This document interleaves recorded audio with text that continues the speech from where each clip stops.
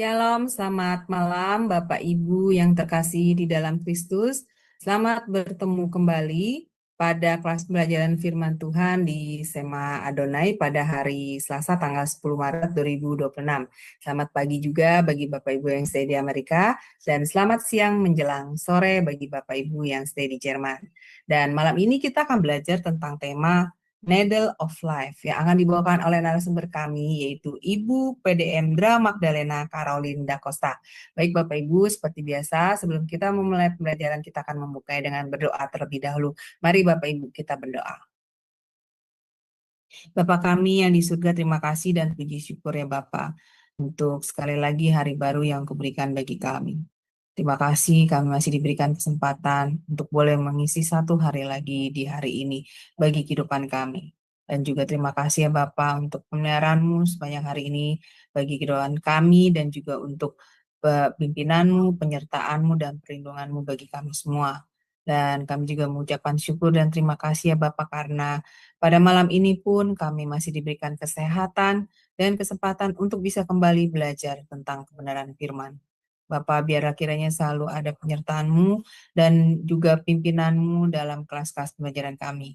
Dan berkati saya sebagai moderator Tuhan, mampukan saya untuk bisa melakukan tugas dan kewajiban saya dengan sebaik-baiknya. Dan berkati juga operator kami yang berada di belakang layar ya Tuhan. Mampukan juga mereka untuk bisa melakukan tugas dan kewajibannya dengan baik dan juga dengan lancar. Dan berkati juga internet dan perangkat yang kami pakai saat ini Tuhan, sehingga tidak ada satu kendala pun yang dialami oleh internet dan perangkat kami selama pembelajaran kelas ini berlangsung. Dan yang terutama berkatilah hamba-Mu Ibu Magdalena Caroline yang akan menyampaikan kebenaran firman-Mu malam ini ya Tuhan. Urapi setiap perkataan Ibu Magda dan berikanlah hikmat yang hanya daripada-Mu Tuhan, sehingga Ibu Magda mampu menyampaikan kebenaran firman-Mu sesuai dengan kehendak hati-Mu ya Tuhan. Dan juga berkati kami semua yang berada di dalam kelas ini, maupun yang mendengarkan di live YouTube, ataupun nanti yang mendengarkan di live tunda. Buka juga hati dan pikiran kami Tuhan, terangi dengan Roh Kudus-Mu, dan berikanlah juga hikmat yang hanya daripada-Mu kepada kami semua Tuhan, sehingga kami mampu menangkap pengajaran yang disampaikan Bu Magda malam ini, dengan mendapatkan pemahaman yang baik dan benar juga sesuai dengan kehendak-Mu Tuhan. Dan materaikan firman ini dalam hati dan pikiran kami, dan jadikan rema Tuhan. Mampukan kami untuk bisa memahami dan juga merenungkannya, serta melakukannya dalam kehidupan kami. Dan mengabarkan serta mengajarkannya kepada sama kami. Terima kasih Tuhan, kami mau menyerahkan kelas pembelajaran ini dari awal hingga akhir, hanya di dalam pimpinan-Mu, dan kami patahkan segala kuasa kegelapan yang akan menghalangi pembelajaran kelas kami ini dalam nama Yesus. Doa ini kami panjatkan dalam satu nama, yaitu Tuhan Yesus Kristus, Juru Selamat kami yang hidup. Haleluya. Amin. Baik, Bapak Ibu sekalian, seperti biasa, sebelum memulai pembelajaran kita akan membukanya dengan melihat profil dari narasumber kami, Ibu Magda ya sebentar ya. Baik, saya tayangkan. Semua selamat datang kembali di Zoom Shema Adonai dan di channel YouTube Cahaya Firman. Pada kesempatan kali ini kita akan berkenalan dengan pengajar kita yakni Ibu Pendeta Magdalena Caroline da Costa, dan berikut adalah profil singkat dari beliau. Magdalena Caroline da Costa, Mojo Agung, Jombang, Jawa Timur, 17 Juli tahun 1973. Orang tua, Pendeta Christoffel Abraham da Costa dan Pendeta Ineke Victorine Lydia I. Gunawan. Status pernikahan, menikah dengan Pendeta Daniel Albertus Vincentius, sarjana teknik. Dikaruniakan 2 anak. 1. Samuela Jessica Adelaide. 2. Samuel Jeremiah David. Pelayanan, mulai melayani Tuhan sejak usia 11 tahun, Gereja Bethany sampai saat ini. Memuridkan wanita sejak usia 15 tahun sampai sekarang.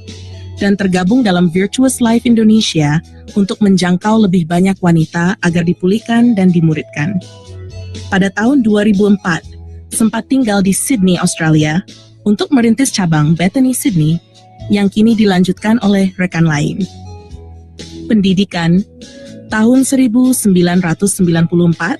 sarjana pendidikan, Universitas Widya Mandala, Surabaya, keguruan bahasa Inggris dan seni. Tahun 2019, Magister Sains, studi untuk konselor. Lanjut, Certified Coaching dan Mentoring untuk Trauma Healing.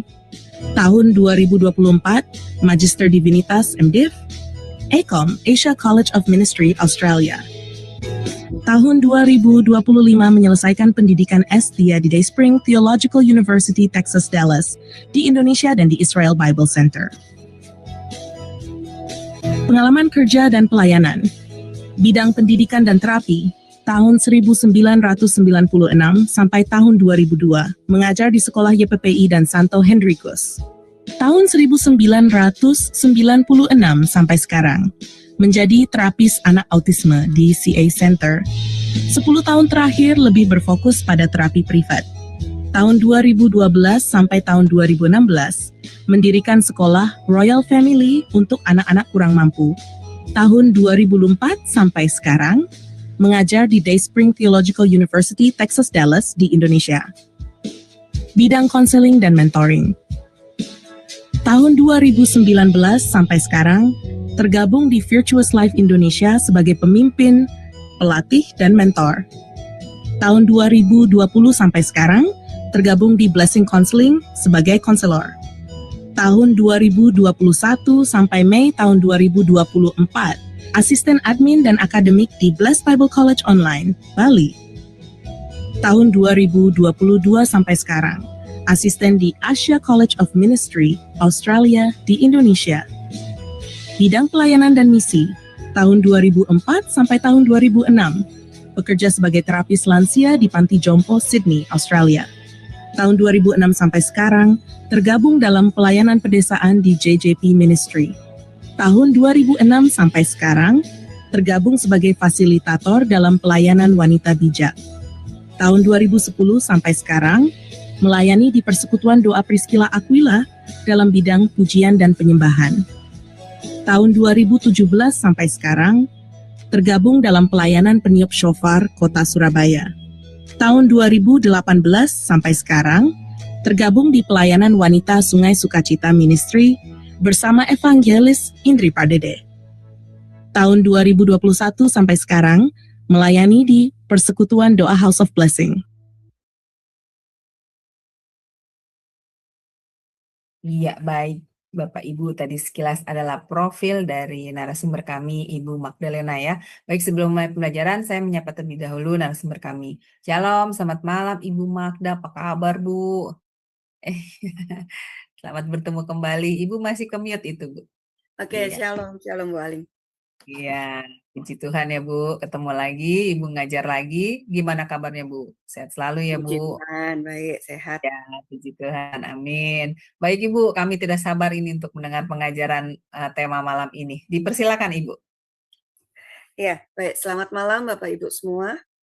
Selamat malam buat yang ada di Jerman, selamat sore, selamat pagi semua yang ada di New York. Dimanapun Bapak Ibu berada, juga yang ada di live YouTube. Malam hari ini kita akan belajar mengenai satu tema, satu pembelajaran yaitu Needle of Life atau jarum kehidupan. Nah, dari tadi sudah ngobrol-ngobrol apa ini ya kira-kira ya gitu. Jarum kehidupan itu bicara mengenai apa? Nah,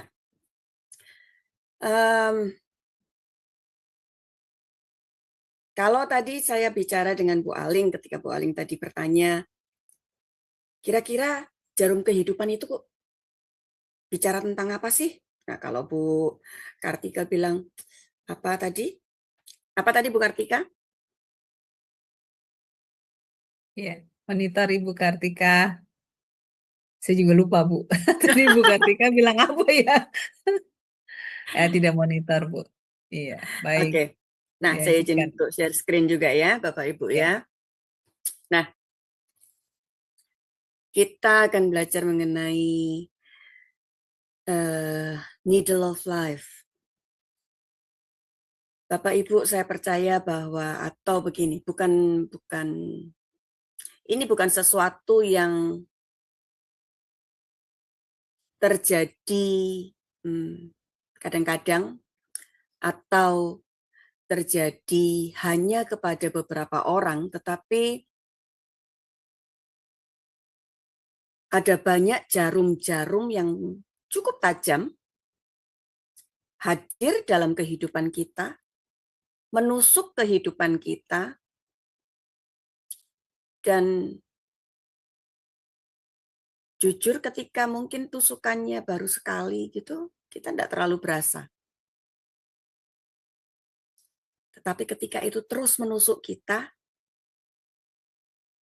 rasa sakit itu mulai muncul, dan luka yang tadinya mungkin hanya sekedar apa ya, tidak terlihat lubangnya, tetapi ketika ditusuk, tusuk terus, akhirnya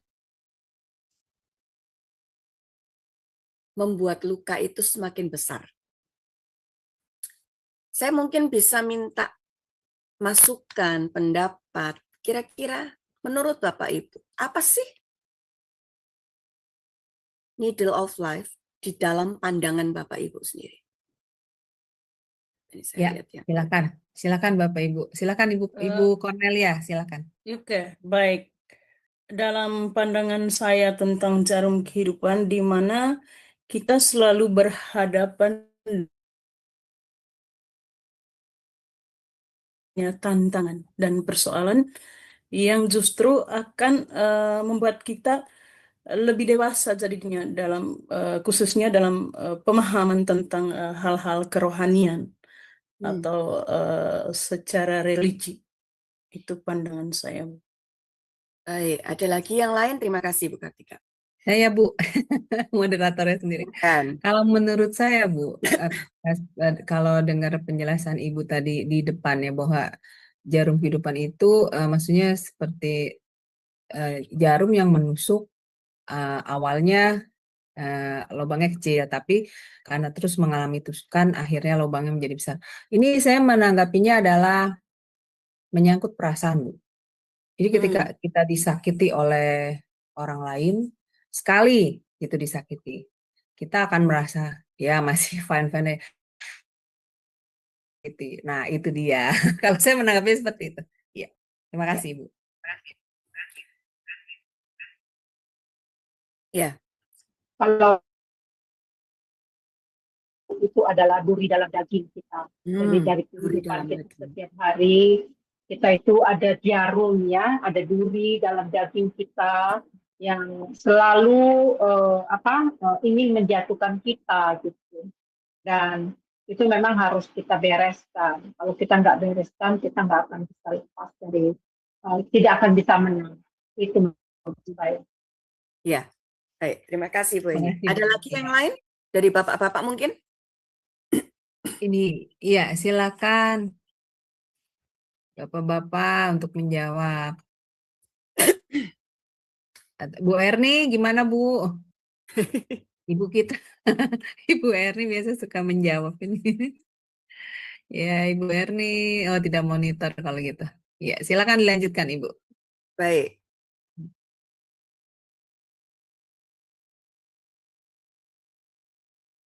Yang bilang itu duri dalam daging, ada yang bilang bahwa itu adalah sisi di mana kita terluka. Tapi kita mau melihat seperti ini.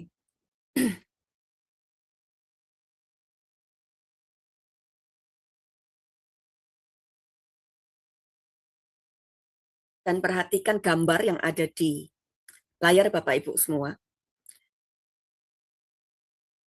Kelihatannya kalau yang digambar ini adalah sebuah tangan yang berusaha untuk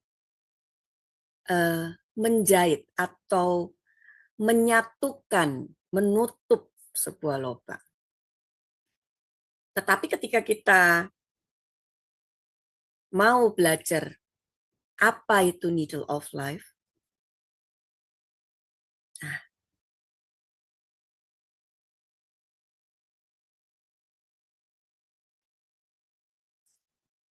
coba saya minta tolong Bu Aling untuk baca di Yakobus pasal yang pertama ayat yang 3 sampai 4.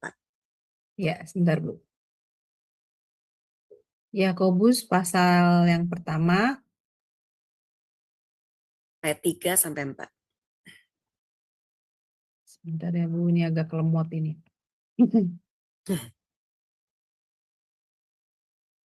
Ya, Yakobus ayat 1 pasal 3 sampai 4. Demikianlah firman Tuhan. Sebab kamu tahu bahwa ujian terhadap imanmu itu menghasilkan ketekunan.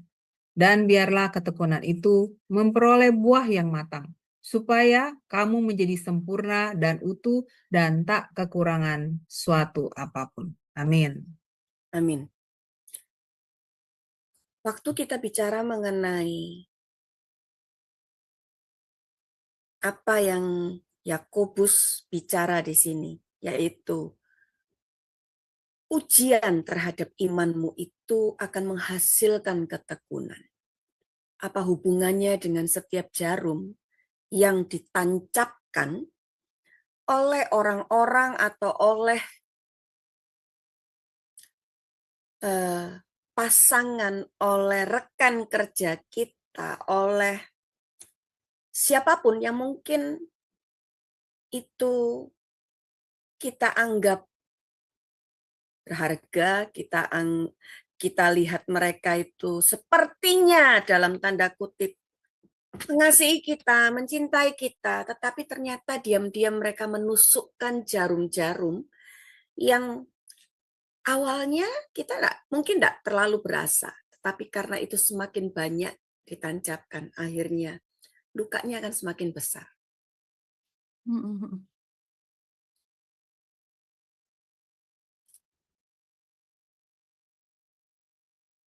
Ini saya berharap ketika kita melihat apa yang ada di sini, baju ini kalau kita lihat sudah hampir jadi. Betul ya Bu Aling ya?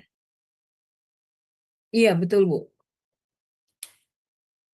Saya berharap inilah hasil akhir di mana kita semua bisa berdiri dengan satu keberhargaan diri yang utuh, di mana kita melihat apa yang kita kenakan, apa yang ada di dalam diri kita, itu utuh, sempurna, sembuh. Dia tidak ada lagi yang namanya lubang kecil-kecil, sehingga itu membuat apa? Bocor di mana-mana.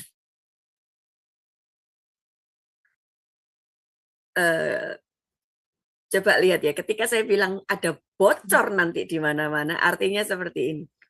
Ketika bocor itu tidak segera ditutup, maka itu akan membasahi sekitarnya, membuat kotor sekitarnya, membuat hal-hal yang jadinya orang bisa terpleset, orang bisa terluka ketika tanpa sengaja menginjaknya. Nah, kita jalan lagi. Yang terjadi adalah seperti ini. Sadar atau tidak, jarum-jarum itu seringkali kita terima justru dari orang-orang yang terdekat dengan kita. Betul nggak Bu Cornelia? Betul, betul sekali Bu. Ada keluarga. Keluarga itu ada siapa saja? Ada suami, ada istri, ada anak-anak, orang tua, menantu, cucu. Mertua Bu. Oh, mertua. Ya. Lalu kita keluar lagi ada sahabat. Kalau Bapak Ibu adalah gembala, maka ada jemaat. Nah,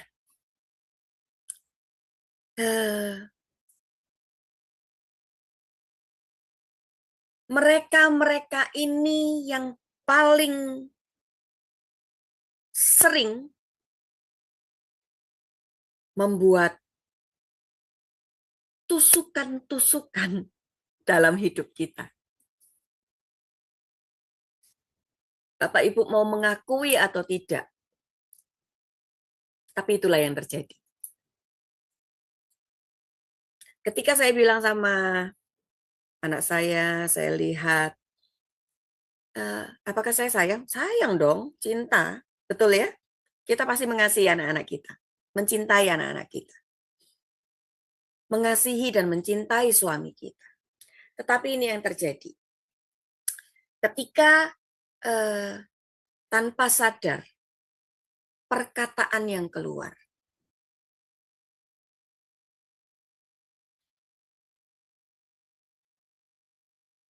Cara memperlakukan mereka. Itu melukai kita. Satu kali ini yang terjadi, yaitu saya melihat bagaimana anak saya memperlakukan mama temannya itu lebih daripada dia memperlakukan saya. Mengerti ya Bapak Ibu ya? Dia bisa meladeni, dia bisa bersikap sopan. Pokoknya itu enggak pernah saya lihat dan rasakan gitu. Saya tuh sampai gini, kok aneh ya? Apakah selama ini saya tidak bersikap mengasihi, mencintai, bagaimana saya memperlihatkan rasa sayang saya? Oh enggak. Apa yang saya bisa berikan, saya akan berikan. Bahkan dia belum minta, saya akan berikan. Tapi kok bisa ya dia seperti itu? Saya sampai akhirnya saya agak nyindir gitu. Waduh, mama aja enggak pernah digituin, saya bilang gitu ya.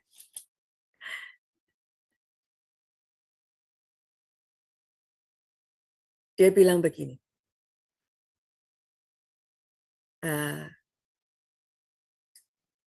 aku kan ketemu sama mereka kan cuman bisa dihitung jari, mah, enggak setiap hari. Aku ketemunya setahun juga belum tentu satu kali. Kalau sama mama kan setiap hari. Saya itu sampai, saya sempat terdiam dan pada akhirnya saya bilang gini, apa hubungannya kalau ketika kamu ketemu mama setiap hari dengan orang lain yang ketemu dengan kamu 1 tahun sekali, tapi kamu memperlakukannya berbeda sekali. Justru ketika kamu bisa memperlakukan yang setiap hari itu sama seperti itu tidak akan membuat sesuatu yang, kenapa kok dia bisa melakukan itu di luar tetapi di dalam tidak bisa. Mengerti ya Bapak Ibu ya? Jadi hal-hal itu tanpa sadar itu ditusukkan sebuah jarum di dalam kehidupan kita. Dan akhirnya dia bilang begini, maaf ya Maya, kalau tadi apa yang aku lakukan melukai mama. Puji Tuhan sekarang sudah berubah gitu ya. Nah,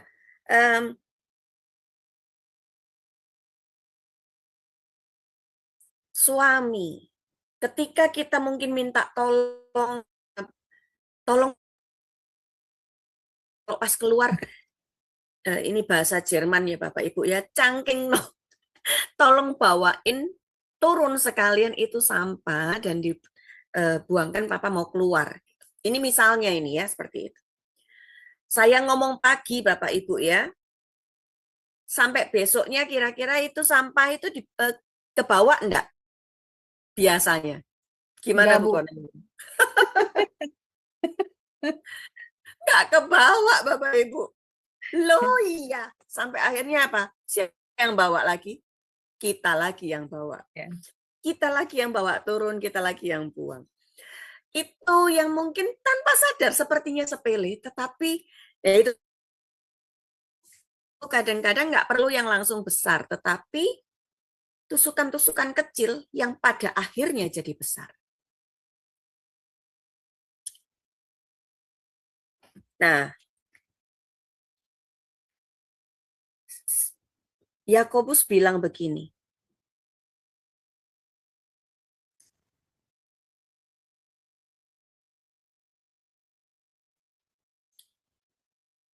kita melihat bahwa ujian iman itu datang dan merupakan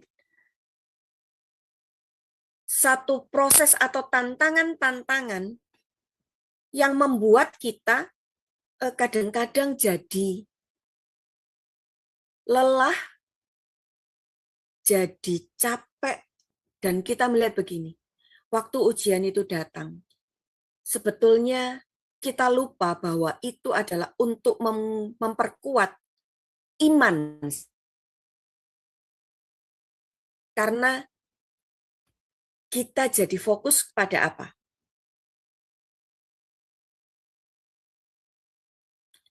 Kita fokus kepada setiap jarum-jarum yang tertancap di dalam hidup kita.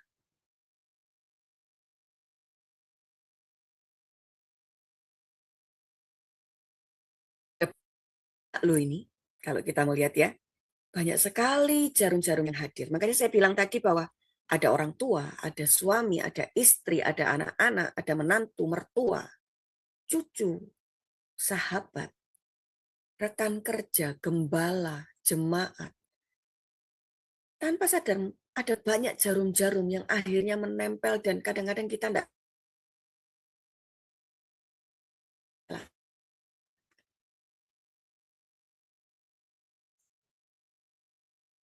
Seringkali kita jadi lelah ketika ujian iman itu hadir melalui setiap jarum yang tertancap. Tapi Yakobus bilang di sini begini, ujian terhadap iman itu menghasilkan ketekunan.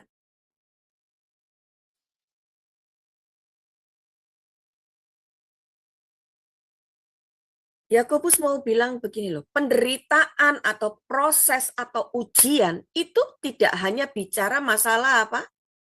Penderitaan. Tidak hanya bicara masalah kesakitan, tidak hanya bicara masalah luka. Tetapi bagaimana setiap proses itu bisa menghasilkan satu ketekunan, satu keteguhan di dalam setiap kita.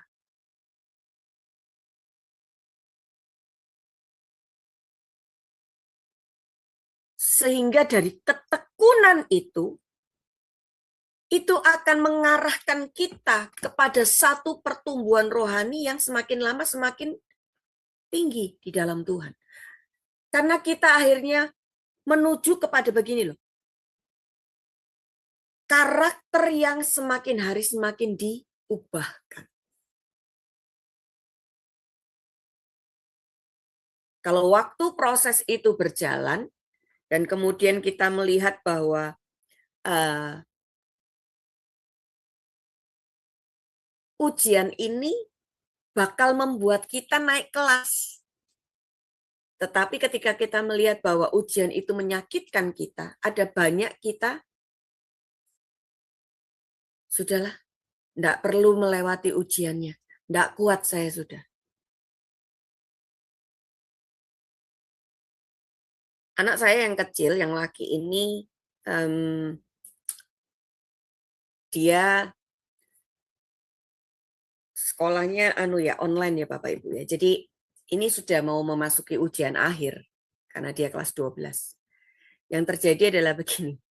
Ketika dia mau ujian, ini statement yang dia yang tadi malam papanya itu sampai bilang sama saya sampai sudah kayak orang putus asa gitu ya. Karena dia bilang begini. Buat apa sih ikut ujian?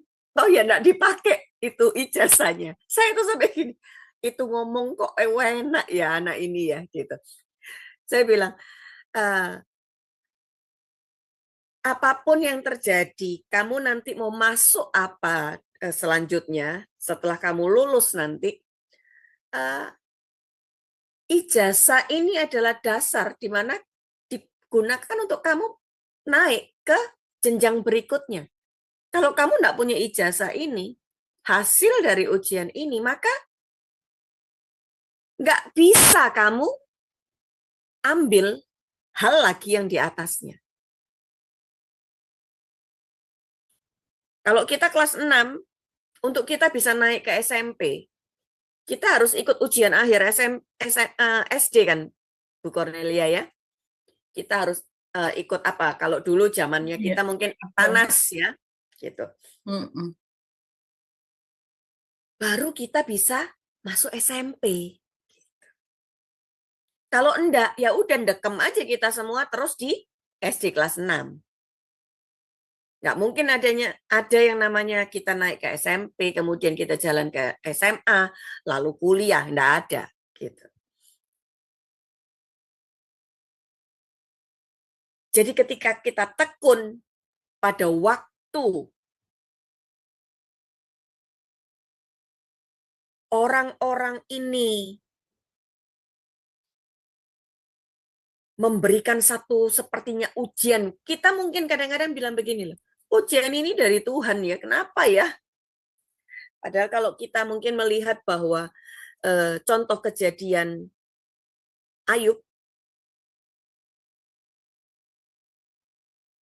Tuhan itu melihat satu sisi yang namanya Ayub adalah orang yang setia, taat, takut akan Tuhan, lalu kita melihat ini.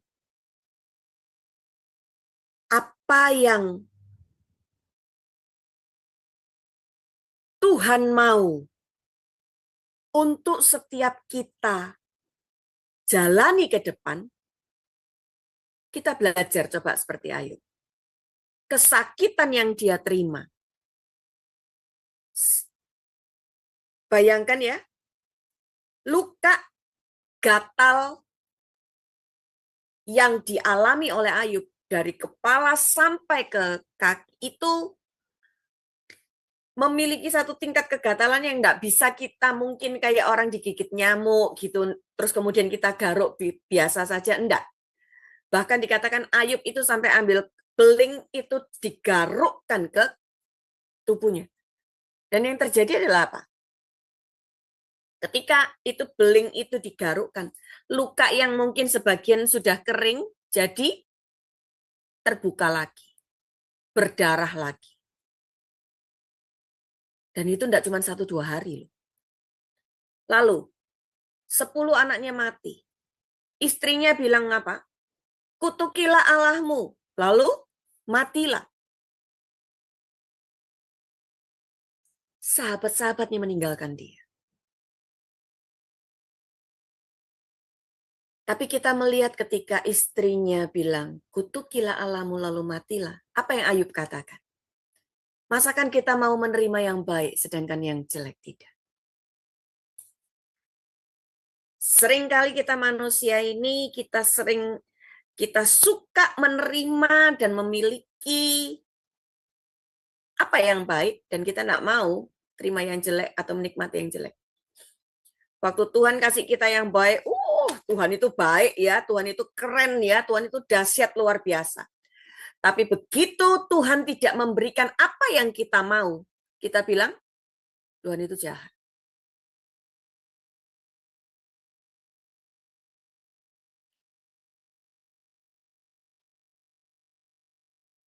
Waktu jarum-jarum itu ditusukkan dalam diri Ayub, anaknya mati, hartanya habis, istrinya meninggalkan dia, sahabatnya meninggalkan dia, istrinya bahkan tidak cuma meninggal, tapi malah nyuruh dia mati gitu ya. Kalau dia punya luka sakit yang seperti itu. Tapi kita melihat, Ayub tidak berbuat salah pada saat proses itu berlangsung dalam hidupnya. Seringkali ini yang terjadi dalam kehidupan kita. Ketika kita tertusuk Yang terjadi adalah kita marah, kita protes sama Tuhan, dan kemudian ada banyak yang terjadi adalah kita berpaling daripada Dia.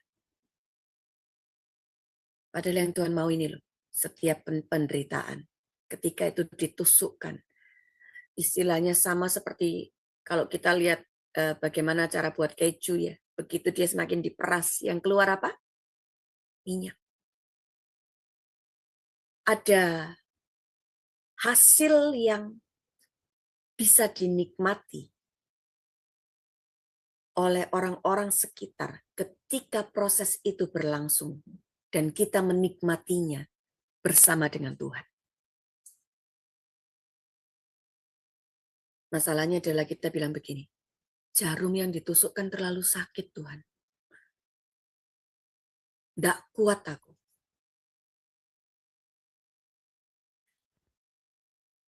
Padahal waktu kita bisa menahan setiap jarum-jarum ini, maka dan kita keluar sebagai pemenang di proses yang satu, kita akan bisa menjadi satu pribadi yang siap untuk menerima proses di next langkah ke depannya. Itu kita sudah siap. Yang ini bisa, yang di depan pasti Tuhan juga tetap sertai saya. Memampukan saya. Makanya kenapa Ayub sampai punya statement ini. Kalau dulu aku hanya mendengar dari apa kata orang, tapi sekarang mataku sendiri melihat. Statement ini tidak akan dikeluarkan kalau Ayub tidak mengalami Tuhan secara pribadi. Di dalam dia menjalani proses yang ada dalam hidupnya.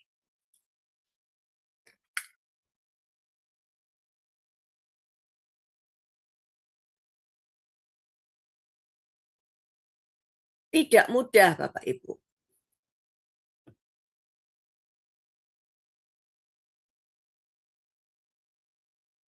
Ada rasa sakit, ada rasa kecewa, putus asa. Ketika kita melihat hal-hal yang seperti ini yang terjadi dalam hidup kita, kira-kira kita mungkin bilang sama Tuhan, Tuhan,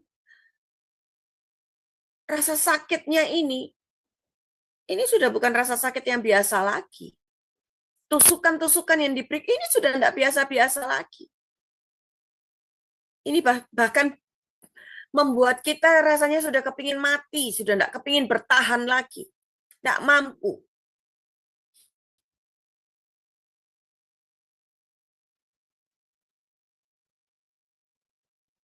Tapi yang Tuhan mau begini loh, waktu kita mengarahkan pandangan kita kepada Tuhan, itu akan membuat tusukan ini tadi rasanya berbeda. Kita akan bisa belajar menikmatinya. Bu Magda ini kok aneh ya. Orang ditusuk kok disuruh belajar menikmati. Bapak Ibu melahirkan. Saya ini kepinginnya normal lahirnya, melahirkan secara normal. Tetapi karena satu dan lain hal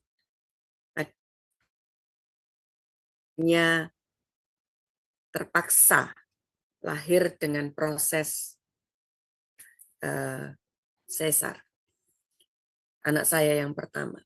Nah, jadi tidak ada persiapan untuk saya ketika saya mau melahirkan secara sesar. Yang terjadi adalah saya cuma dikasih waktu begini ketika dokternya periksa saya. Ibu, kalau misalnya nanti dalam satu penambahan dalam bukaannya, kita harus langsung operasi. Kalau enggak, hilang. Saya itu sempat terdiam dan saya bilang sama dia, maksudnya hilang ini apa? Ini enggak cuma satu yang hilang, bisa dua-duanya langsung hilang gitu ya. saya itu, aduh, karena jujur Bapak Ibu, saya ini selama ini kalau sakit, tapi begitu dengar saya mau dibawa ke dokter atau ke rumah sakit, saya bisa langsung sembuh loh. Karena apa? Takut. Jadi karena apa, sudah pergi ke dokter, sudah apa enggak, tetapi karena saya takut, jadinya tiba-tiba aja saya sehat gitu ya. Padahal itu demam tinggi atau apa, nah, sampai seperti itu, tapi tiba-tiba aja karena dengar, ayo kita ke rumah sakit, kita ke dokter. Aduh, tapi karena itu adalah proses di mana saya mau melahirkan, mau enggak mau kan saya harus ke rumah sakit. Nah, ketika saya masuk di ruang operasi ini yang terjadi. Jarum yang disuntikan untuk membius kita, anestesinya itu jarumnya cukup besar dan panjang Bapak Ibu. Dan itu disuntikkan di belakang ini ya. Itu kenapa kok jarumnya harus besar dan panjang? Ini yang terjadi buat para wanita kalau melahirkan secara sesar. Kita itu dibuka perutnya itu ada 7 lapis yang dibuka ya. Ada 7 lapis. Jadi kenapa kok jarumnya panjang? Supaya sampai di lapisan yang ke-7 kita tidak merasakan sakit pada waktu dokter itu membelah dengan pisaunya untuk mengeluarkan bayi kita. Dan ini yang terjadi. Mungkin tidak semua wanita mengalami, tetapi ini yang terjadi sama saya. Sampai hari ini, kalau saya terlalu lelah, itu tulang belakang saya sini itu sakit. Kalau saya bungkuk lama dan saya tiba-tiba mau tegak lagi, itu sakit.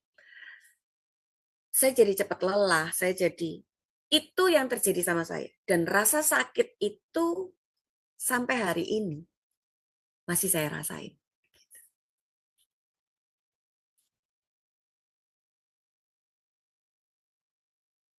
Jadi Bapak Ibu bisa membayangkan ketika jarum-jarum yang ditancapkan itu tidak segera kita cabut. Tidak segera kita selesaikan supaya lubang itu cepat dibetulkan, ditisik. Itu akan membuat luka yang berkepanjangan dan tidak perlu dalam hidup kita. Dan anak saya yang paling besar itu usianya sudah 20 tahun. Bayangin Bapak Ibu. 20 tahun yang lalu, tusukan itu saya terima. Tapi sampai hari ini, tusukan itu sakitnya masih berasa. Tapi sakit yang saya rasakan itu memiliki kenikmatan ketika saya melihat bayi saya ada di dalam dekapan saya. Itu yang membedakan. Nah, kondisi di ruang operasi adalah suhu dinginnya itu betul-betul dingin sekali. Supaya apa? Supaya darah kita itu cepat beku. Makanya waktu selesai operasi, waktu kita ditaruh di ruang pemulihan, saya tetap menggigil karena apa? Dingin banget. Itu yang terjadi. Nah, tapi yang Tuhan mau adalah sekalipun ada tusukan-tusukan ini, mari kita terus membuat lutut kita bisa bertelut dan meletakkan semua rasa sakit itu dan menyerahkannya kepada Tuhan. Nggak gampang, iya. Karena apa? Melepaskan rasa sakit, artinya kita memberikan pengampunan, artinya kita memberikan maaf, artinya kita bersedia untuk deal dengan diri dan hati kita. Oke, saya rilis pengampunan. Itu enggak gampang. Ada di sini yang bilang bahwa, oh gampang kalau yang namanya ngampuni itu. Ada?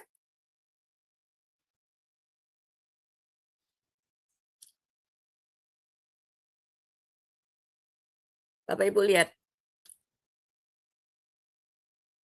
Hasil dari ketekunan yang tadi Yakobus bilang.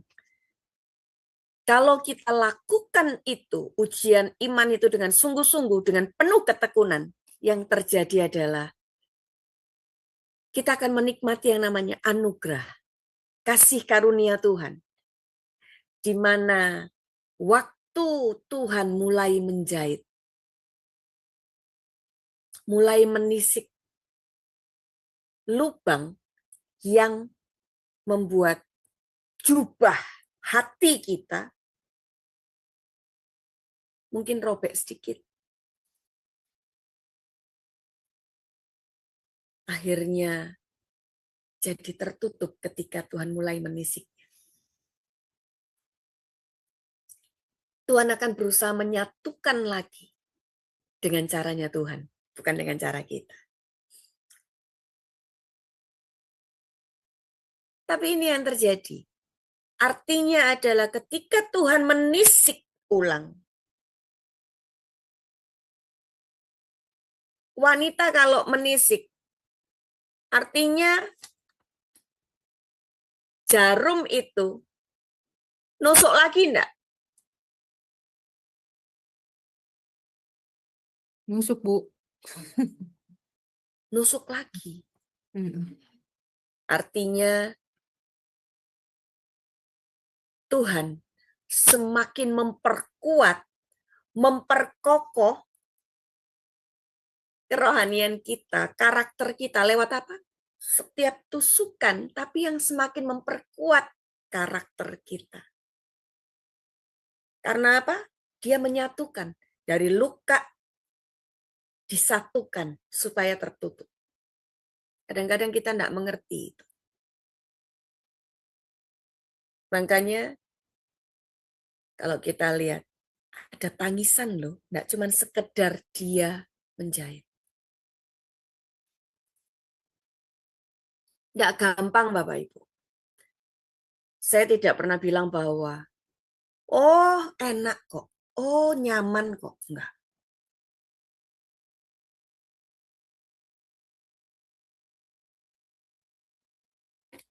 Dan ini akan menjadi satu pola yang berulang terjadi. Setiap kali ada lubang, Tuhan akan menisik dan menambal.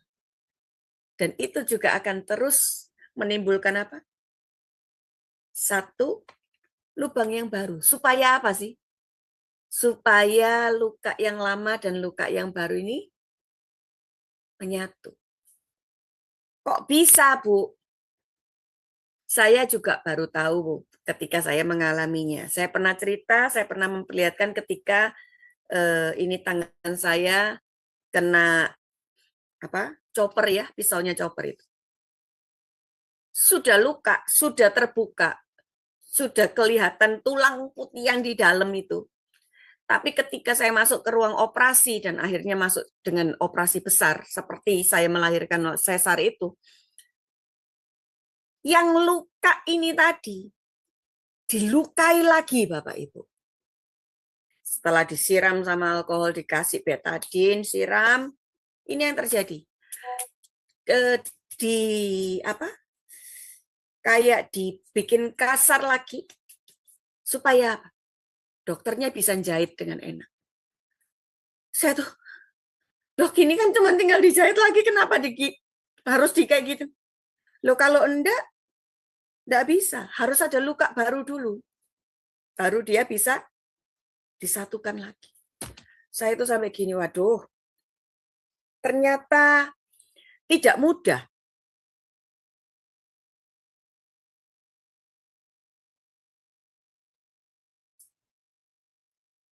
untuk kita bisa sembuh dari satu luka yang berlubang, yang menganga, yang retak, yang pecah. Ternyata untuk disatukan itu kita butuh satu luka yang baru dulu. Supaya itu bisa dilem, supaya itu bisa ditutup, supaya itu bisa ditambal, bisa dijahit. Seperti itu. Tuhan itu punya pola dalam kehidupan kita. Waktu kita ada di dalam kandungan ibu kita. Waktu dia menenun hidup kita. Dia sudah punya pola. Oh, nanti itu seperti ini, Bu Magda. Nanti itu Magda seperti ini. Nanti itu Bu Heni itu seperti ini. Nanti itu Bu Alin seperti ini. Bu Kartika, Bu Cornelia. Masing-masing kita, Tuhan itu sudah punya drive sendiri-sendiri. Nah, tapi untuk ini jadi indah, pola ini bisa jadi seperti ini. Jarum ini harus ditusukkan. Makanya kenapa ada satu statement, besi menajamkan besi, manusia menajamkan sesamanya. Dan kadang-kadang kita tidak mampu ketika ditajamkan oleh manusia lain. Karena apa? Yang menajamkan itu adalah orang-orang yang kita kasihi. Dan yang keluar akhirnya kita bilang gini, kok tega sih?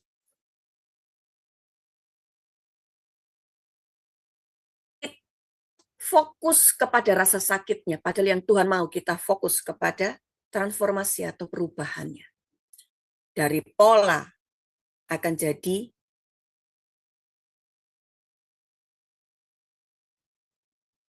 satu jahitan baju yang indah waktu dikenakan.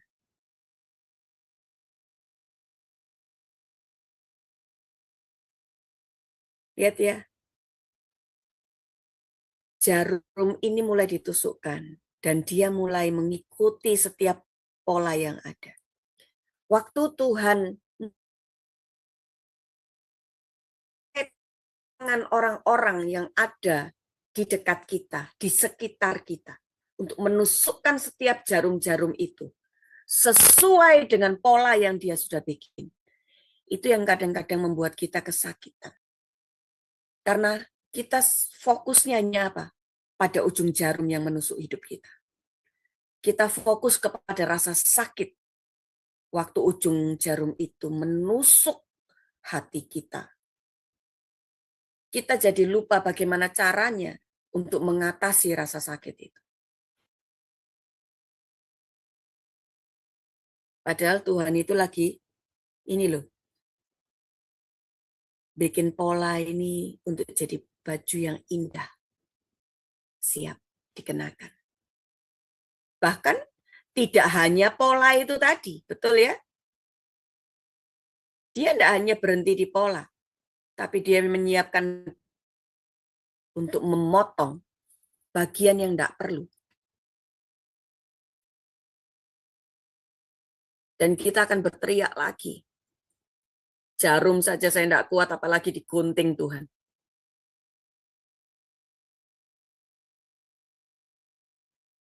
Bapak Ibu, kita semua terlalu fokus kepada apa yang namanya apa? Ketajaman jarum, ketajaman gunting yang menyakiti dan membuang apa yang kita anggap baik dalam hidup kita. Padahal bagi Tuhan itu tidak penting. Buang aja. Bagian sebelah sini itu harus dijahit, nak. Supaya apa? Supaya jadi bagus. Ditambahin bunga mungkin di sini, nak. Tapi memang harus ditusuk lagi. Supaya apa? Tambah cantik bajunya. Tapi ketika tusukan ini berlangsung, kita tidak pernah tahu maksud dan tujuannya. Makanya Paulus bilang apa?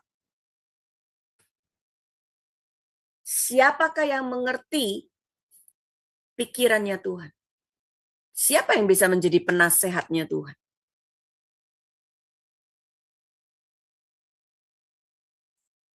Kalau kita bisa melihat dari sisi pandang Tuhan, kita akan melihat dan mengerti begini. Ujian hidup ini adalah satu anugerah daripada Tuhan yang tersembunyi bagi Bapak, Ibu, dan saya. Jadi ketika ujian itu menusuk kita, maka rasa sakit itu justru akan bisa membuat kita mengeluarkan nektar kesabaran, nektar kasih, kelembutan, penerimaan, penguasaan diri bagi orang lain. Makanya mari kita belajar tidak hanya fokus kepada ujung jarumnya, tapi mari kita belajar untuk fokus kepada hasil yang dikeluarkan ketika tusukan itu ditusukkan dan kita melihat nektar-nektar yang keluar itu. Apa sih? Oh, kasih itu bisa disebarkan bagi orang-orang yang menyakiti kita. Mereka yang mungkin nggak pernah merasakan apa itu namanya kasih.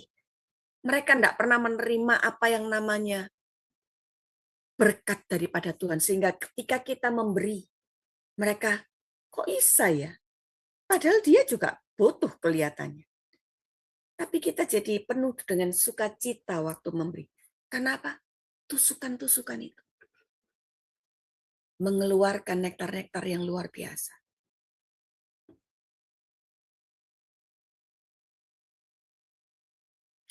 Seringkali kita bilang begini, waktu ditusuk, Tuhan aku nggak kuat. Tuhan itu mau bikin aku ini mati. Dah.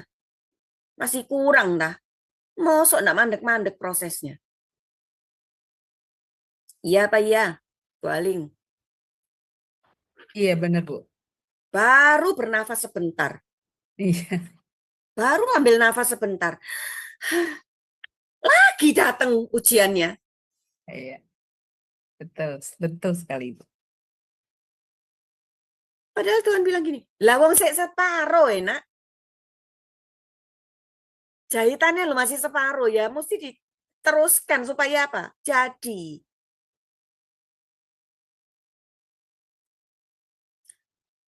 Tusukan jarum kehidupan itu adalah proses pemangkasan bagian yang tidak perlu agar kita bisa memancarkan atau mengeluarkan yang namanya kemurnian yang Tuhan mau. Sakitnya sementara, tetapi keindahan yang akan dihasilkan itu sifatnya kekal. Nah, ini yang Tuhan mau, cara berpikir ini yang Tuhan mau untuk kita miliki.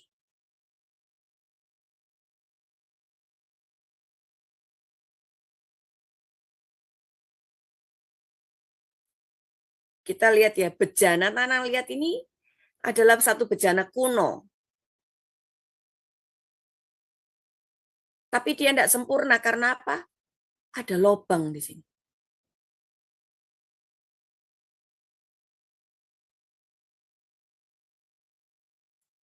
Akhirnya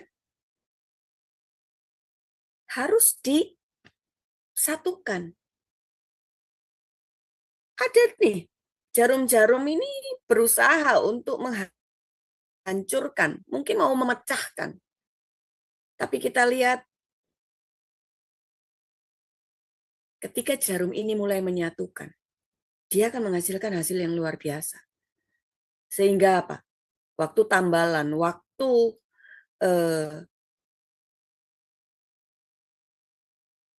tali-tali ini akhirnya bisa disatukan lagi, akan semakin memperindah bejana tanah liat ini.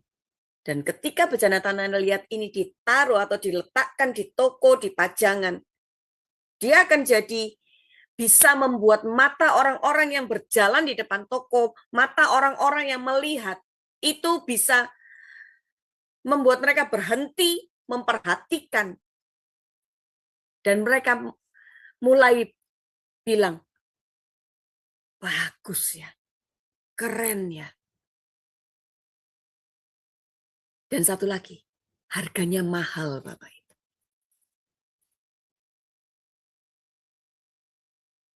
Makanya jangan suka yang instan. Karena kebanyakan daripada kita suka sekali yang namanya instan. Kita tidak pernah suka apa yang namanya proses. Proses itu kelamaan. Enak yang instan. Mie instan itu enak enggak? Enak, Bu. Kita males kalau disuruh bikin prosesnya. Bikin mie itu kelamaan kan? Mulai tepungnya dikasih telur, dicampur ini dan itu sampai harus dibanting-banting dan kemudian ditarik. Nah, itu proses pembuatan mie. Dan Bapak Ibu tahu, kalau itu hidup kita, sakit semua loh. Dibanting, ditarik, kalau bahasanya kita apa? Diremet, Dibejek, dihaluskan, Bu. diuleni ya. Iya. Nah, itu bayangin waktu itu terjadi. Apa kita enggak bilang sakit Tuhan? Enggak kuat Tuhan. Tapi apa? Kalau mau jadi mie yang bisa dinikmati banyak orang, apa? Akhirnya setelah diuleni, dibanting, ditarik, lagi. Proses itu berulang-ulang. Sampai akhirnya bisa jadi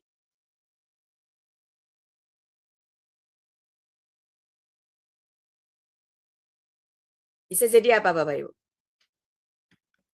Bisa jadi mie yang akhirnya dicampurkan, diletak, dimasak, diberi bumbu, dan kita bisa nikmati. Kadang-kadang kita tidak mau melewati proses itu. Kita lebih suka seperti yang tadi Bu Aling bilang, yang instan. Kalau ada yang instan, kenapa harus repot-repot bikin? Betul ya? Nah, Tuhan mau kita tidak cuma sekedar suka yang instan. Tapi mari kita belajar untuk menikmati prosesnya.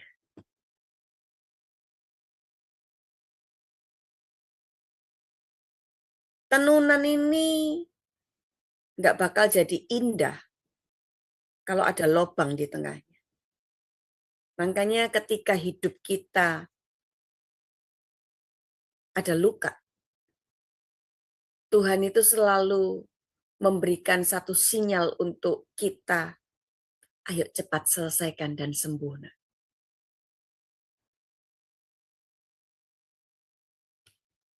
Tidak mudah bagi kita untuk ditenun, dibentuk, supaya kita jadi mahakarya yang indah di dalam tangan Tuhan.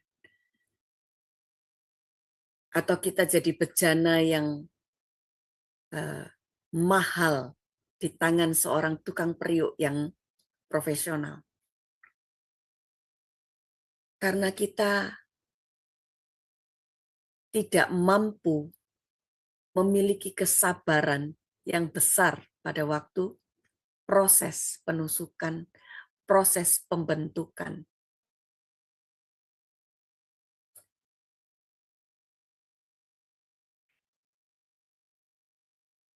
Tuhan itu melihat begini.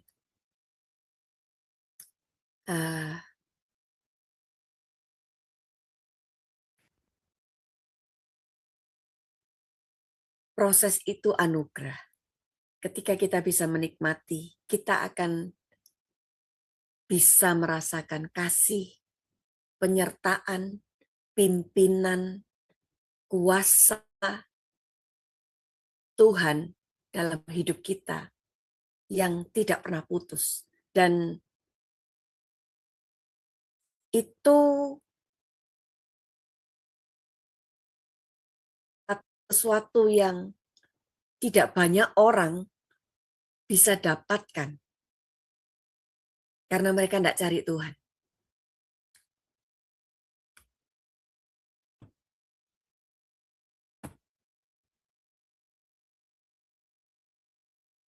Kalau kita lihat, ini sepertinya apa?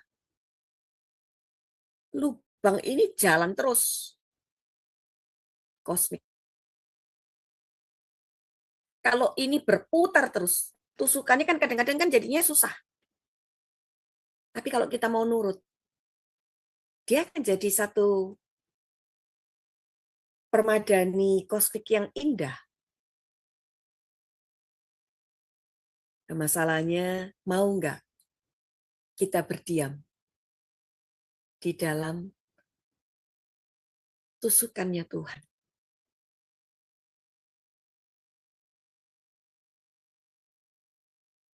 Apakah mudah? Enggak. Sekali lagi, tidak.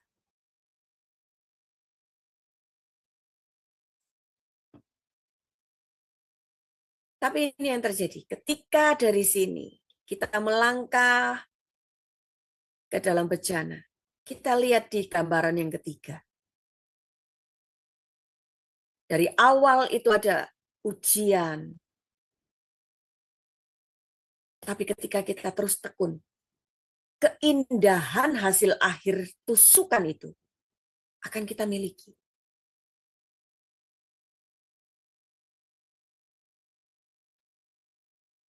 Hasil yang namanya ketekunan itu akan menghasilkan yang namanya tahan uji.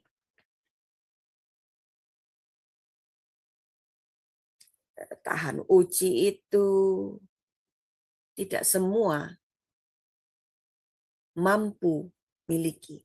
Karena tidak semua kita mau.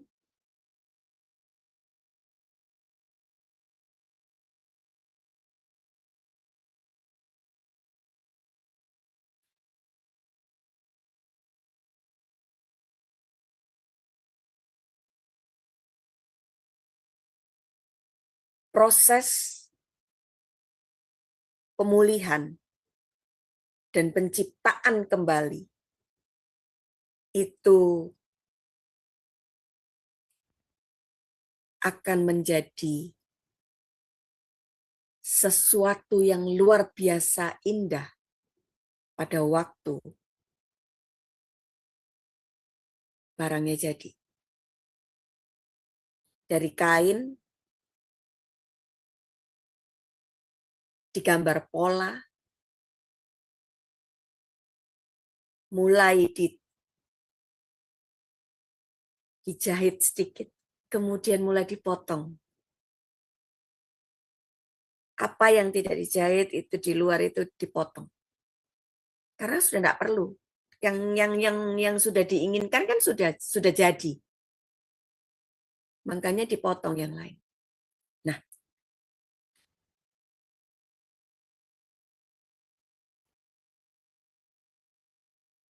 kita lihat tadi masih kain, masih berbentuk pola. Tapi ketika sudah mulai dipotong, ini loh, sudah mulai terlihat jadi. Terus dijahit. Ketekunan. Kita terus bisa bertahan. Ujian itu datang, kita terus bisa bertahan. Sakit iya, tapi kita tahu ada rencana Tuhan yang besar di depan. Enggak apa-apa dipotong, enggak apa-apa ditusuk. Supaya apa? Jadi sesuatu yang indah dalam tangan Tuhan. Polanya tetap ada. Ditempel di sini. Supaya apa? Bisa sama seperti pola awal, yaitu segambar dan serupa.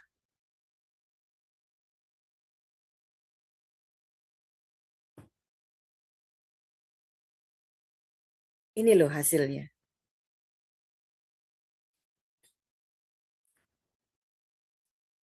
Ketika orang-orang menusukkan yang namanya pengkhianatan, kekecewaan, kritik, direndahkan, dilukai, ditinggalkan,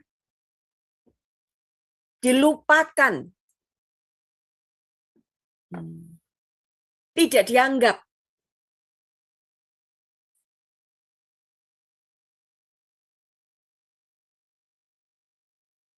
Tusukan itu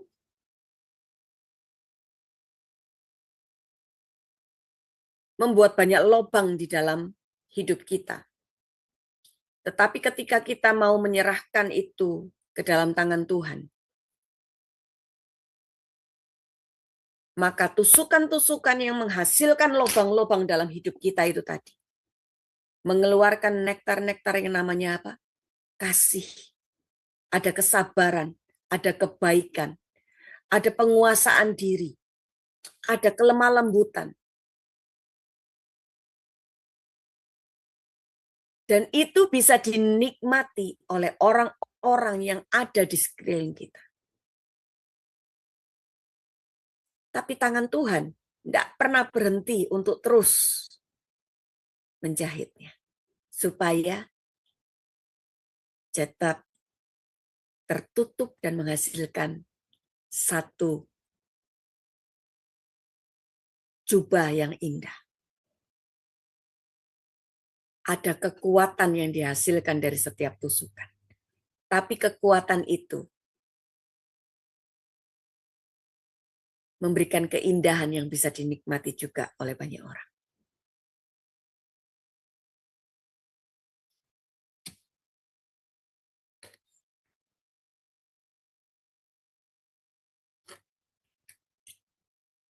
Kira-kira ketika saya bicara sampai di sini,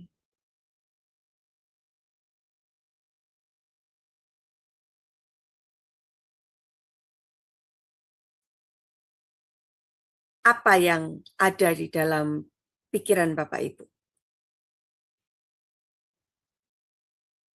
Baik, saya Bunda ya.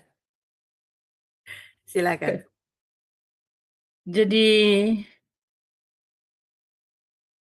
satu hal yang saya lihat di dalam ini, bahwa tidak semua kesakitan, penderitaan, pengkhianatan entah dari teman, entah dari keluarga itu adalah sesuatu yang harus dikhawatirkan atau sesuatu yang akan membawa malapetaka. Tapi ternyata di balik itu semua, justru Tuhan mau mengungkapkan bahwa betapa luar biasanya cinta Tuhan terhadap kita, karena ketika kita melewati ujian-ujian itu, justru yang kita alami itu bagaimana kita dikuatkan. Kita tambah dewasa dalam menyikapi sesuatu hal. Lalu kemudian juga di mana kita bisa tahu bahwa kita akan belajar lebih banyak. Kita akan memiliki kepercayaan diri yang lebih besar. Yes. Kemudian kita juga akan memiliki hubungan yang lebih baik dengan orang lain. Ya.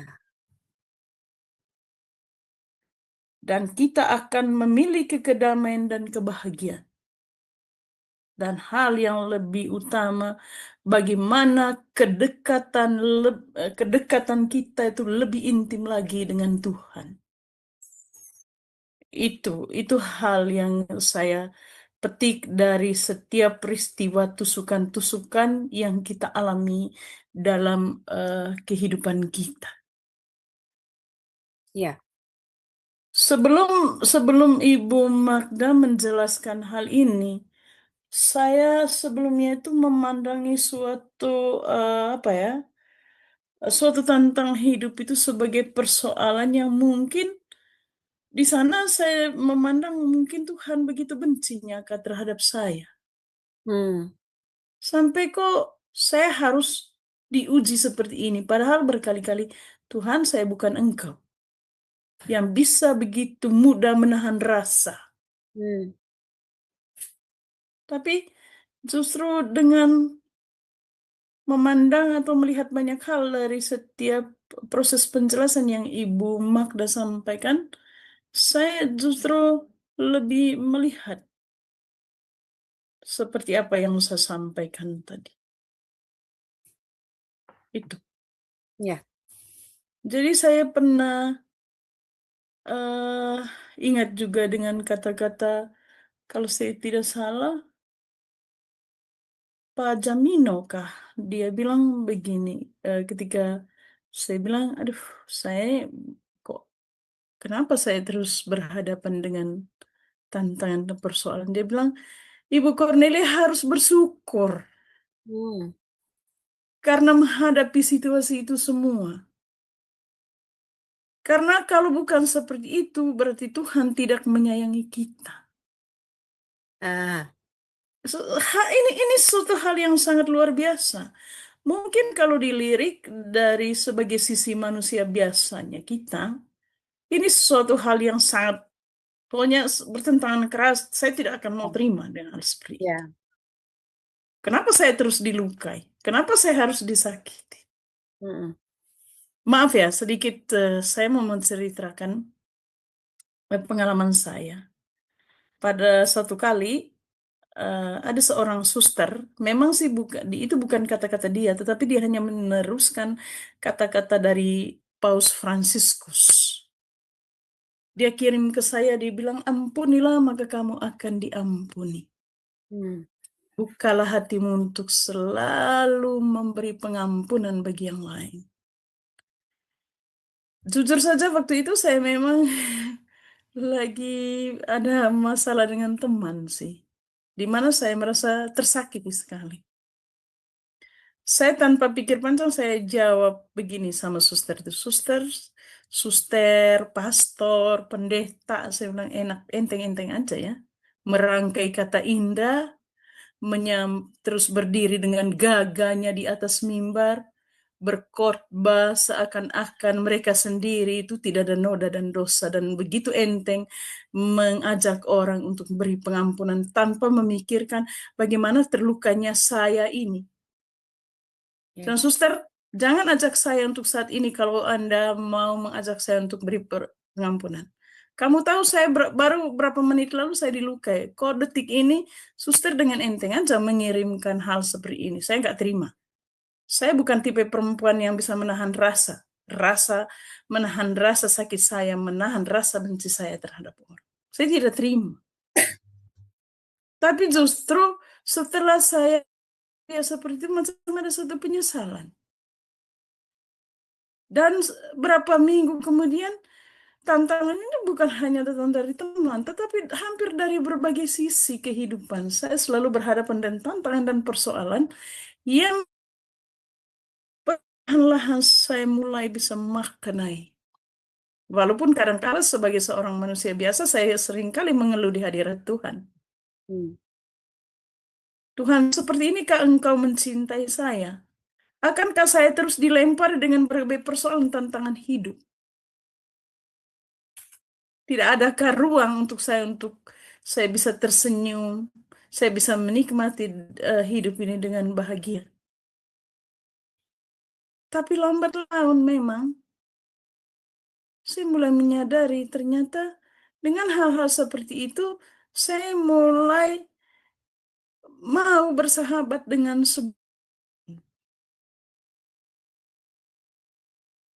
ini. Ibu Magdalena ini sudah memberikan saya hadiah terbesar loh. Jujur. Benda kecil yang ibu bawa kepada kami, jarum yang begitu kecil tapi sangat menyakitkan kalau kena tusukan. Saya mulai melihat bahwa tidak semua tantangan harus kita benci. Dan ternyata tantangan ini adalah merupakan guru besar untuk kita bisa belajar lebih banyak, mencintai lebih banyak. Dan bisa membuat kita untuk selalu mau bersahabat dengan keadaan dan situasi seperti itu. Dan saya mulai berpikir bahwa kita ini sebenarnya memang harus selalu bersyukur ya dengan kondisi dan keadaan apapun. Banyak banget dengan jarum kecil yang ibu bawa buat kami pada malam ini. Ternyata sangat Iya, indah. betul. sangat apa menjadi namanya? berkat ya. Baik, Iya. luar biasa. Ya, memang Bu Itu es. Cornelia, Ibu Magda, ketika kita menghadapi tusukan-tusukan dari orang sekeliling kita, sebenarnya itu untuk tujuan Tuhan tuh membentuk karakter kita ya, Bu ya. Membentuk Betul. kita semakin karakternya semakin dewasa, terus kemudian rohani kita juga semakin matang. Nah, kalau kita mau berpikir secara positif, misalnya misalnya dari kan banyak ya Bu tantangan itu, misalnya dari sisi apa? Misalnya kalau kita orangnya pemarah atau misalnya suka baper, nah kita akan terus diketemukan dengan Ya. orang-orang yang bikin kita kesel, bikin kita marah. Nah, sebenarnya kalau kita mau berpikir secara positif, seperti pelajaran Ibu Magda malam ini, bahwa bisa introspeksi ya dalam diri. Kenapa ya saya selalu diketemukan dengan orang-orang seperti itu? Artinya diri saya harus ada yang diperbaiki lagi gitu. Ya, Ya Bu ya, seperti itu. betul. Wah, luar biasa. Luar biasa. Pencerahannya luar biasa Ibu Magda. Terima kasih. Keren, Sangat keren. memberkati. Iya, Ya, Keren. baik.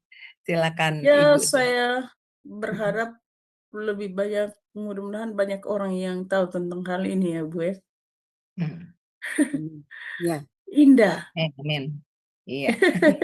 ya. Iya. Ya, Dari kita kasih waktu dulu sama Bu Magda untuk menyelesaikan karena waktu bergulir ya. Iya, silakan Oke, Ibu. tinggal satu baik. slide saja Bapak Ibu. Makanya kenapa Ya. saya mau ajak Bapak Ibu untuk ayo kita ngobrol, karena saya cuma sisa satu slide saja untuk saya bisa jelaskan bahwa begini, jarum itu kecil, betul, tetapi setiap tusukannya akan membuat hidup kita semakin indah.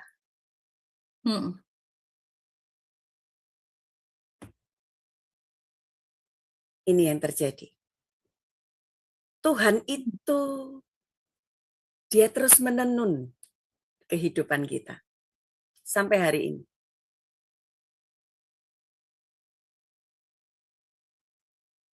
Di balik setiap jarum-jarum yang menusuk kita, tangan Tuhan, dia terus menenun hidup kita. Kita mungkin sering lari. Kita sering berusaha untuk sembunyi. Kita mungkin berusaha untuk protes. Waktu kritik, waktu ujian, waktu pengkhianatan, penghinaan, kekecewaan, robekan-robekan luka yang berusaha orang terus tancapkan dalam hidup kita. Hati yang tadinya mungkin utuh, banyak lubang akhirnya. Tapi karena kita lihat itu, tangan Tuhan itu dia terus menenun hidup kita. Dan dia tidak berhenti. Kita berusaha lari, kita mungkin, aku capek Tuhan sudah. Di ujian yang ini sudah tidak kuat sudah. Seperti yang tadi Bu Cornelia bilang apa? Kok terus ya? Kok aku ini kok dilukai terus? Kok aku ini begini? Kalau Bapak Ibu pernah ingat, saya pernah bicara begini. Waktu saya sudah lepas dari ujian yang pertama, tiba-tiba ujian yang sama itu hadir lagi. Dan saya bilang begini sama Tuhan, loh kok lagi? Ingat ya? Statement saya waktu menyatakan, loh kok lagi? Itu awalnya membuat saya marah sama Tuhan. Karena apa? Loh kan yang kemarin sudah, kenapa lagi? Bu Aling tadi bilang, kalau kita baperan, kenapa kok terus ditemuin sama orang-orang yang bikin kita ini jadi baper terus? Artinya kita belum lulus di area baper. Ketika kita kok dibikin marah terus ya, artinya marah itu kita belum lulus di situ. Kenapa kok kita disuruh ngampuni terus ya? Karena kita belum bisa mengampuni terus. Nggak lulus-lulus waktu ujian. Nah makanya kita jadi Iya, remedi betul. terus. Nah, Ya. makanya waktu saya di remedi yang kedua kali, saya bilang, "Loh kok lagi?" Tapi kan saya tidak sadar.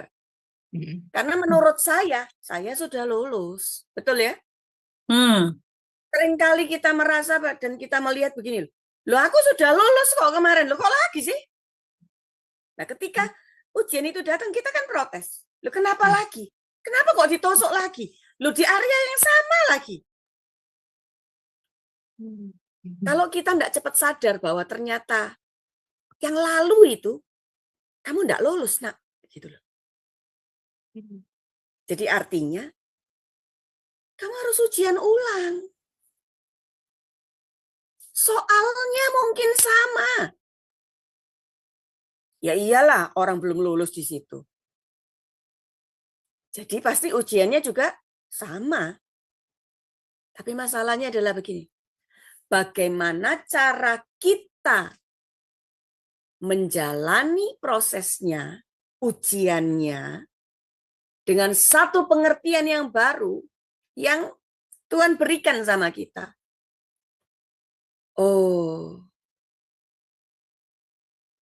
butuh kerendahan hati. Ya Tuhan. Nah, waktu proses saya yang saya bilang, loh kok lagi?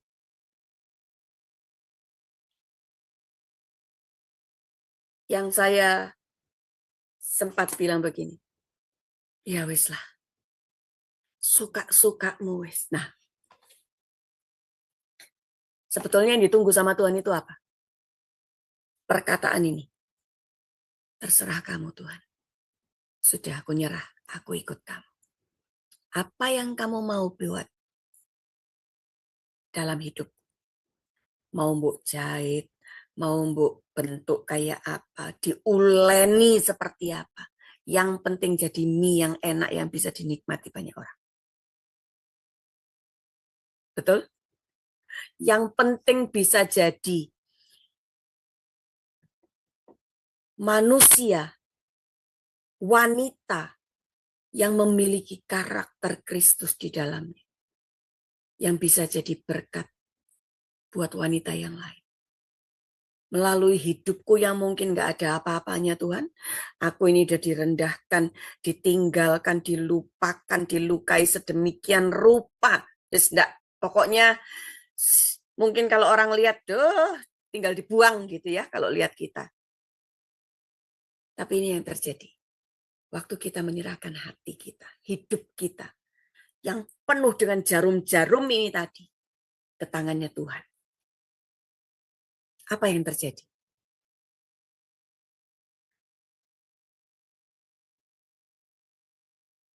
Tenunan itu dilanjutkan sama Tuhan untuk menutup setiap lubang, untuk menutup setiap retakan.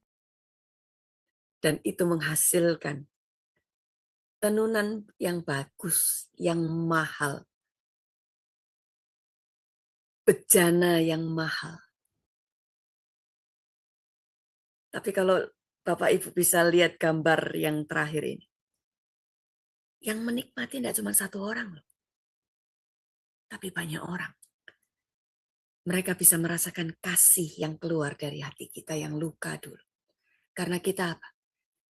Aku sudah terima kasihnya Tuhan. Kasih itu yang membebat hatiku. Woi, keren.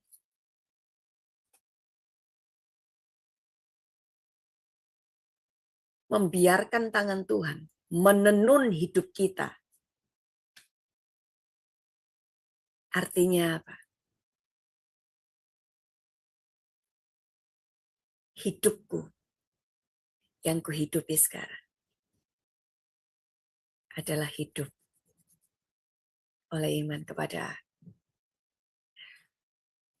aku ini bukan lagi aku yang dulu, tapi aku adalah ciptaan yang baru.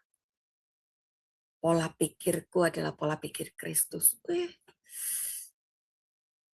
Siapa orang yang kalau lihat Bapak, Ibu, dan saya, mereka tidak lihat Kristus nantinya. Kita boleh jatuh, kita boleh terluka, kita mungkin sempat berusaha lari dari yang namanya proses. Kita mungkin berusaha untuk, Tuhan yang penting pokoknya aku kan tidak melakukan dosa. Tapi aku enggak usah pelayanan lagi ya. Misalnya begitu. Kalau Tuhan sudah punya mau, kalau Tuhan itu sudah punya rencana dalam hidup Bapak, Ibu, dan saya. Yang saya sangat tahu dari Tuhan yang saya sembah, itu adalah ini. Dia akan paksakan rencananya itu jadi dalam hidupmu dan hidupku. Kita mau lari kemana? Gak bisa. Tetapi kita akan sampai di titik yang terakhir, tenunan itu jadi. Yaitu apa? Segambar dan serupa. Dan waktu segambar dan serupa itu jadi, Bapak Ibu percayalah, tidak ada yang tidak mungkin. Tuhan akan mengubah seluruh kehidupan kita. Pemulihan itu akan ada dalam kehidupan kita.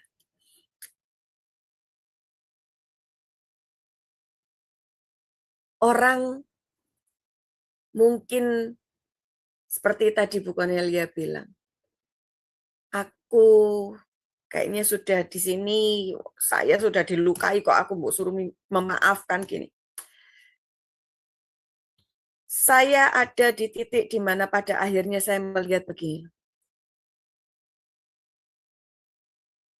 Berpikir seperti ini. Artinya tugas dan tanggung jawab yang Tuhan percayakan saya di tempat itu sudah selesai. Dan Tuhan sedang bawa saya ke satu tempat yang levelnya otomatis lebih tinggi dari yang lalu.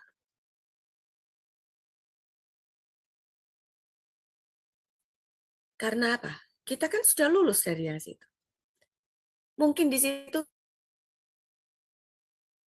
merasa bagi mereka kita sudah tidak dibutuhkan lagi. Tidak apa-apa, Tuhan kasih lahan yang baru lagi. Nah, kadang-kadang ketika ada satu kejadian yang seperti ini, kita mikirnya begini, loh kenapa Tuhan? Aku sudah punya kontribusi besar di situ. Aku sudah melakukan banyak hal di situ. Aku sudah bikin A, B, C sampai Z di situ. Loh kok dengan enaknya aku dibuang, kok dengan enaknya aku disingkirkan. Belajarlah melihat dari kacamatanya Tuhan. Aku mau bawa kamu. Aku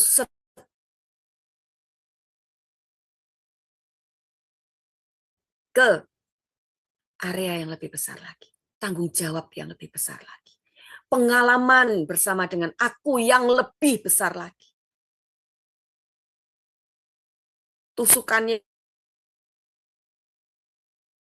lu Tuhan. Itu hidupku loh yang aku taruh di situ. Tapi yang saya lihat begini. Sekalipun sudah ada di tempat lain. Nektar saya, kasih saya, kesabaran saya, cinta saya, itu tetap dirasakan sama orang-orang yang ada di tempat lama. Bapak Ibu bisa aneh ya. Jadi ternyata sekalipun saya sudah tidak di situ, mereka tetap bisa merasakan kasih.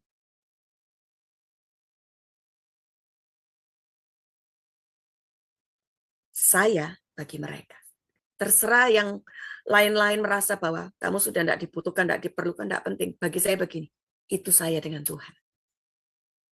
Ternyata Tuhan mau ke tempat lain dengan tanggung jawab yang lebih besar lagi. Mari belajar untuk melihat dari sisi Tuhan, bukan dari sisi kita. Karena kita ini sudah tidak punya hak atas hidup kita. Kita ini miliknya Tuhan. Kalau kita masih bisa merasakan tusukan, karena kita masih hidup di bumi. Dan itu wajar. Manusiawi banget. Merasakan sakit, merasakan luka. Tetapi karena kita ini adalah buatan Allah, warga kerajaan Allah, maka seharusnya lah kita berdiri sebagai wanita-wanita, putri-putri kerajaan Allah. Bersikaplah sebagai seorang putri yang memimpin, yang mengayomi, yang mengasihi, jadi pangeran-pangeran, jadi raja, jadi ratu, yang memberikan kasih kepada orang-orang sekitar. Sekalipun ada banyak tusukan, tetapi sekali lagi, nektar itu mengeluarkan banyak hal. Dan itu bisa dinikmati oleh banyak orang. Tidak berhenti ketika tusukan itu terjadi dalam hidup kita.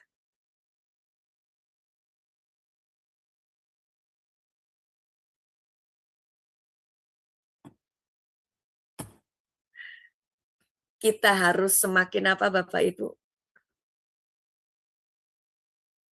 Mencintai, menghormati, menghargai, mengasihi diri kita sendiri. Supaya kita bisa mengubah setiap luka yang orang lain tusukkan.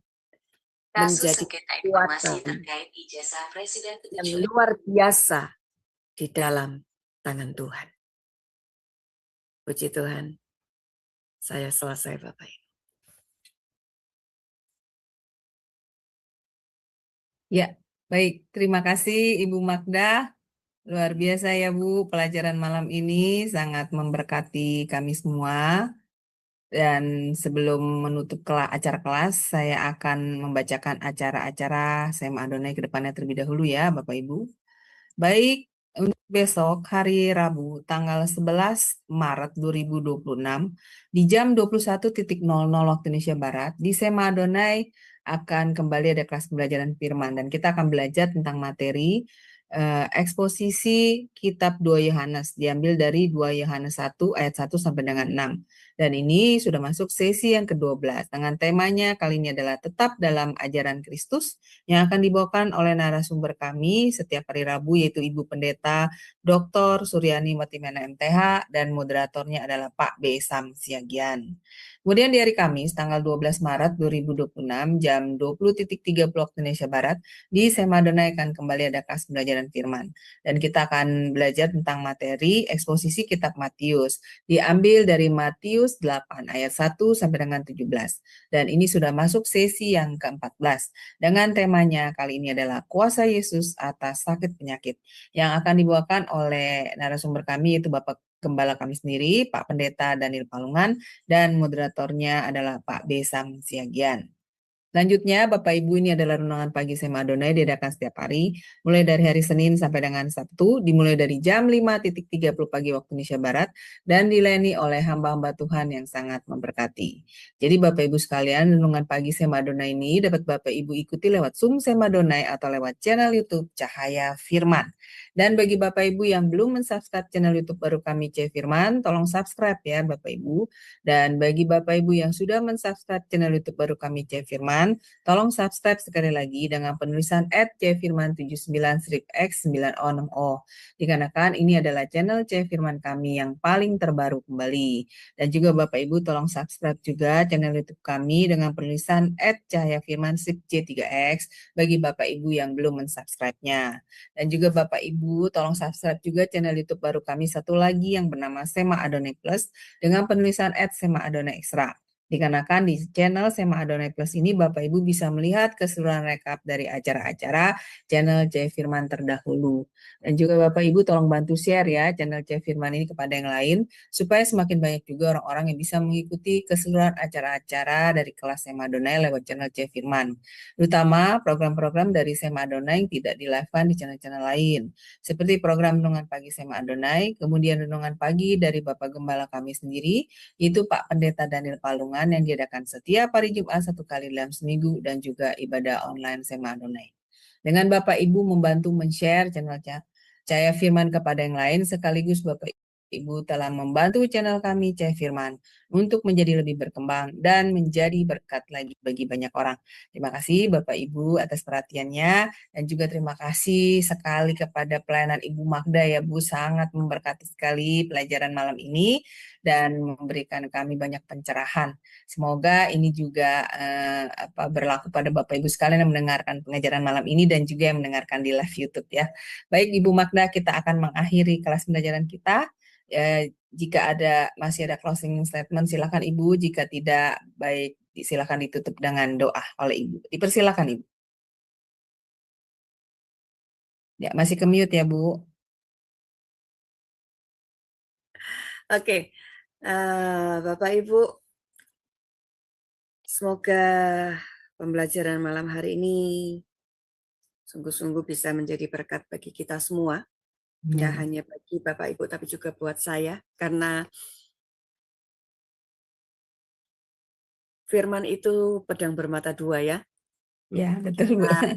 Jadi tidak hanya untuk satu sisi, tetapi kita semua belajar. Dan kita akan terus belajar menjadi semakin dan lebih baik lagi di dalam Tuhan. Supaya sungguh-sungguh setiap luka itu tidak hanya menjadi sekedar luka, tetapi kita bisa mengubah setiap luka menjadi kekuatan dan keindahan yang bisa dinikmati oleh banyak orang. Dan itu juga akan mempermuliakan nama Tuhan. Amin. Mari kita berdoa. Bapa, kami mengucap syukur untuk malam hari ini. Terima kasih karena Tuhan sudah memberkati setiap kami untuk kami kembali mengerti apa yang Tuhan mau melalui setiap apa yang sudah disampaikan, bahwa setiap jarum itu bisa melukai kami, iya Tuhan. Tetapi tusukan itu tidak hanya menghasilkan luka, tetapi biar setiap tusukan itu juga menghasilkan dan mengeluarkan nektar-nektar yang bisa dinikmati oleh orang-orang yang ada di sekeliling kami. Melalui kasih kami, cinta kami,